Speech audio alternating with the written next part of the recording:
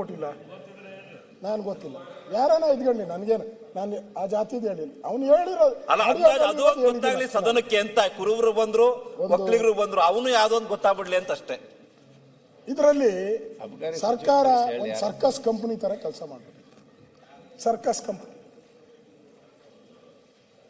ಸರ್ಕಾರ ಒಂದು ಗೌರವ ಇದೆ, ಅದಕ್ಕಾದ್ರೂ ಒಂದು ಗೌರವ ಇದೆ. ಇದು ಅದಕ್ಕಿಂತ ಕೆಟ್ಟದಾಗಿ ಮಾತಾಡಿರೋದು ಇವೆಲ್ಲನೂ ಕೂಡ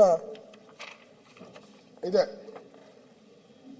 ಇಷ್ಟು ನಾನು ಅದರ ಬಗ್ಗೆ ನಾನು ಹೇಳಿದ್ದೀನಿ ಅಧ್ಯಕ್ಷರೇ.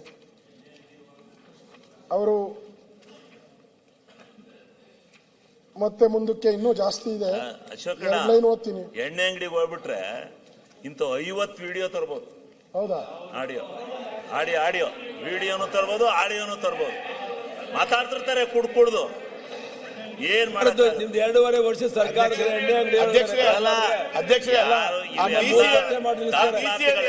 ಹೊಡಿತಾ ಇದ್ನ ಡಿಸಿ ಮಾತಾಡ್ತಾರೆ. ನಿಮ್ಮ ಡಿಸಿ ಎಣ್ಣೆ ಅಂಗಡಿ ಕುಡಿತಾ ಇದ್ನ ಮತ್ತೆ ಇದೆಲ್ಲ ಡೈರೆಕ್ಟ್ ಆಗಿ ದುಡ್ಡು ಹೊಡೆದದ್ದು ಕೊಟ್ಟು ಹೊರಕ್ ಹೋಗಿ ಅಂತ ಹೇಳಿ ಅದು ಬಿಟ್ಟು ಈ ವಿಡಿಯೋ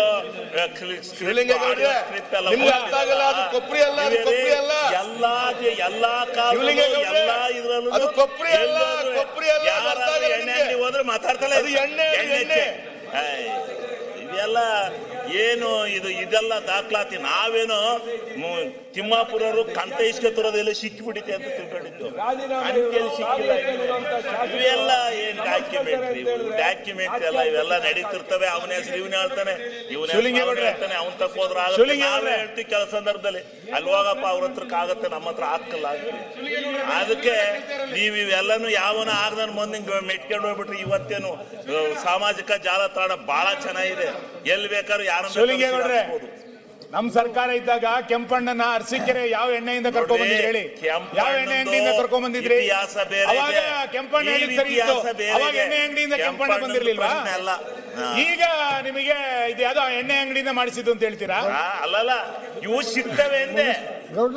ಇವು ಯಾಕೆ ಆಗಕ್ಕಲ್ಲ, ಅವ್ನು ಮಾತಾಡ್ತಿರ್ತಾರ ಅಲ್ಲಿ ಕೂತ್ಕೊಂಡು ಎಣ್ಣೆ ಬಾರಲ್ಲಿ ಹಿಂದೆ.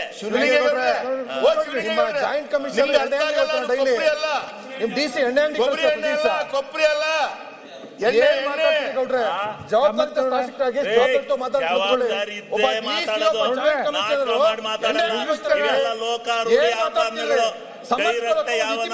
ಇದಿಸ್ಕೊಂಡಿದ್ರೆ ಹೇಳಿ. ತಪ್ಪಿನ ಬಗ್ಗೆ ಎಲ್ಲ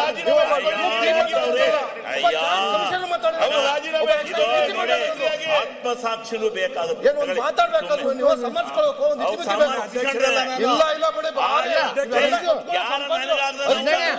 ಮಾತಾಡ್ತಿರ್ತಾನಪ್ಪ. ಸನ್ಮಾನ್ಯ ಅಧ್ಯಕ್ಷರೇ, ಸೂಸೈಡ್ ಮಾಡ್ಕೊಳ್ಳೋ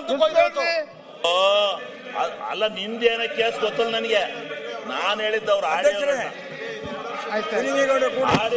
ಹೇಳಿದ್ದು. ನಿಮ್ ಕೇಸ್ ಅಂತ ಏನಾರಾಗಿದ್ರೆ ಪ್ರತಿಪಕ್ಷ ನಾಯಕರು ಮಾತಾಡುವಾಗ ಎದ್ದು ಮಾತಾಡ್ಬೇಡ್ರಿ. ಆಯ್ತು, ಮಾತಾಡೋಣ. ಅಲ್ಲಂ ಪ್ರಭುಗಳು ಏನೋ ಮಾತಾಡ್ತಿರ್ತಾರೆ.